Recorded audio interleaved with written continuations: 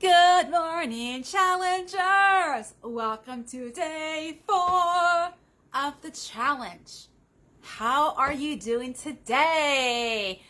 You guys are doing such a great job. I'm so impressed. High five to you, my friends. So day 4, today we're going to talk about dieting and how it sabotages our results, how it's intrinsically set up so that we fail. And also, even if you don't diet, because we've been programmed to such an extent, many of us still have diet type tendencies or behaviors. So let's troubleshoot and find out if any of these behaviors are potentially what you're presently doing, which is sabotaging your results. It's affecting not only you getting to your optimal weight for your unique body, but it's also affecting your health. Let's talk about the effects of dieting and the diet mentality. So first off, when it comes to dieting, they always say eat fewer calories or move more, right? And normally it advocates a lower fat way of eating, which we end up eating low fat and fat-free foods and replace the white sugar with artificial sweeteners. Low fat and fat-free foods that are naturally full of fat, what they do is when they take out the fat, which, by the way, do you know what fat does? It gives food its flavor. So when they take out the fat, the food industry is not stupid, by the way. In order for it to taste good, they put in sugar in place of the fat. So even though you're eating less fat, you actually end up eating more sugar. Next time you go to the grocery store, check the labels of the foods, like the low-fat yogurt, the low-fat milks, the low-fat ice creams, and check out the sugar content. Then they're advocating replacing your white sugar with artificial sweeteners. Aspartame, saccharin, sucralose. We all know the brand names, the yellow packet, the pink packet, the blue packet, and specifically. What is the trend nowadays is they are replacing sugar or part of the sugar with the yellow packet, which the generic name is sucralose. So even though you're like, oh, it has less sugar, you're reading the sugar content, if you read down in the ingredients label, chances are it has some amount of sucralose in it for those foods where you're trying to eat lower calorie or eating less fat. Sucralose, you might remember back in the day, the advertising tastes like sugar because it's made from sugar. But why is it no calories when sugar has calories? It's made from sugar, but it's 0 calories and it tastes like sugar. Like, what happens? Here is the process of turning that sugar into sucralose. It is actually a chlorine or chlorinated process. It's chlorinated sugar. We're in the summertime right now. How many of you have a swimming pool? And what do you use to clean the swimming pool? More often than not, if you don't have a saltwater pool, we are cleaning those pools with chlorine. And why do we clean the swimming pools with chlorine? It's to get all the junky junk out, the bacteria, the junky junk that could make us sick if we go swimming in that pool. That's what that chlorinated sugar, that sucralose, does in our guts. It actually cleans out, in this case, the good bacteria that our gut needs so that we can properly digest our food and get the nutrients from the food that we're eating. And it's affecting our guts. And in the past 5 to 10 years, we're seeing an increase in leaky gut, in gut health issues. We are now 30 plus years post the whole dieting mentality and using artificial sweeteners. Now, although sucralose is more of the relatively newer ones, even though it's been out for years, still, we've got so many years of many of us ingesting this chlorinated sugar. Saccharin, even though it's with animal studies, causes cancer, and then aspartame causes headaches and migraines. So what do we do instead? Now, I actually have a handout that's going to help you with this. It's going to give you alternatives for white sugar.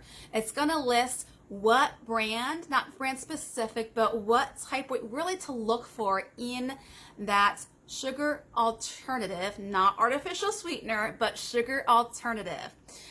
Now, stevia is a 0-calorie sweetener. That is not an artificial sweetener. It's actually it's a sugar alternative.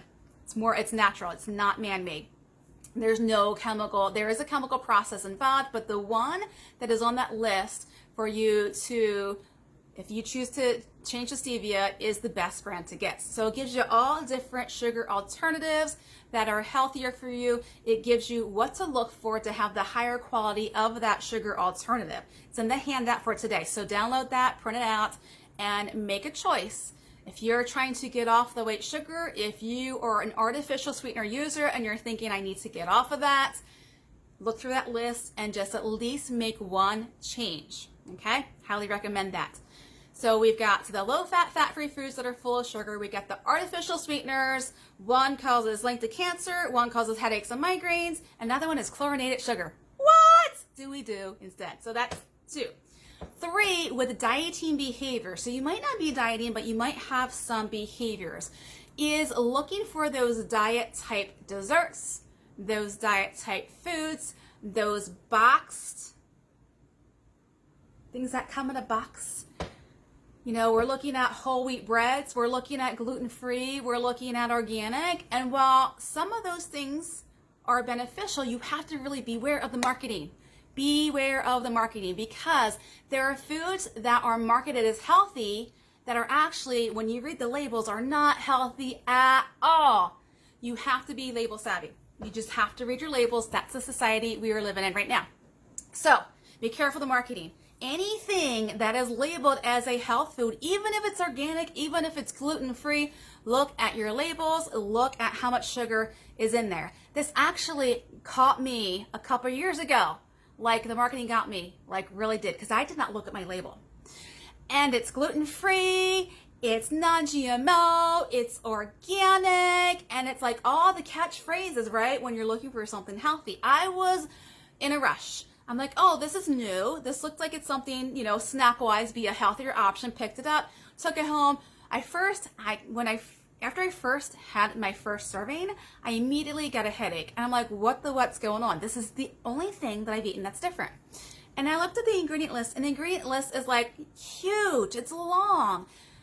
And it had a lot of sugar in it. And it had a lot of other stuff that wasn't jiving with my body. So read your labels, because even those foods that are marketed as healthy, that or either diet type foods, or now we're going the whole trend of gluten-free, organic, non-GMO, even though non-GMO is great, we really should be eating non-GMO. You have to still read your labels and be label savvy, because they can bite you in the butt and sabotage your results. You'll be on the struggle bus. You're like, OMG, but I mean healthy, but I'm not seeing results, or now I'm feeling sicker. Like, what's going on? So those are some dieting or diet type behaviors that you might potentially be doing that are actually interfering with you getting the results that you want, to getting to your optimal weight for your unique body, to getting healthy, to having that energy to slay your day. Okay, no, it's like a big lot of information, right? Oh my goodness, what have you been doing? There is hope. Now you know knowledge is power. Another thing to take into consideration are those skinny type drinks and your protein shakes. You have to really be careful and read your labels, because a lot of the protein shakes that are out there, I do protein shakes as well, but what's out there that you can get in hand without buying by a third party is sucralose. It has sucralose in it, or it has soy in it, and those are 2 things that I stay away from, me personally. You make the decision for yourself. And also, not only, like I said, the sucralose, but you have to read your ingredients label, because there potentially could be something in there. MSG is another thing that it has so many different names, and it doesn't have to be on the label to have MSG on it if it's less than a certain percentage of the total volume of the package. What? You gotta be very careful. All right, so your job for today, your homework assignment, your action step is to go download that list, read through it, and pick, if you already are not doing it, a sugar alternative that you're going to start using. Now, 1% is better than 0. Version 1.0 is better than 0. So don't feel like you have to make a huge jump into, it has to be pristine, everything.